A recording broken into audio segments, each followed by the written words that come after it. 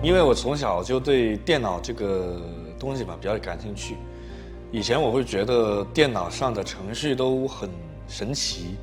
就是它可以做，就是为自己去做各种的事情。但是我发现有很多的程序它都不兼容我们使用的这个屏幕阅读器，那我就想说，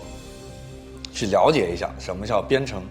然后编程呢，具体是什么，怎么样去工作的，然后就渐渐学到编程。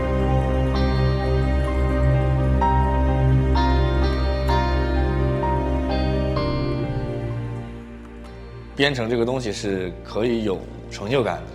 因为你可以去做一些产品给别人去使用，别人在用你的产品的时候会给出你一些反馈，那你拿到这些反馈的时候，你就会觉得，就是你自己肯定就会觉得。这个东西对于你来说很有成就感。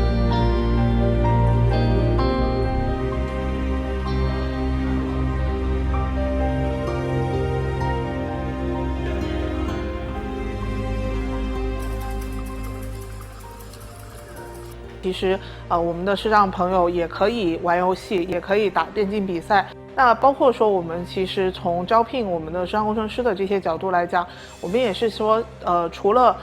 利用他们的技能去更好的去推动这些产品做无障碍之外，其实本身通过这份工作让大家与社会有更多的融入，让大家去实现社会价值，也是我们很大的一个心愿。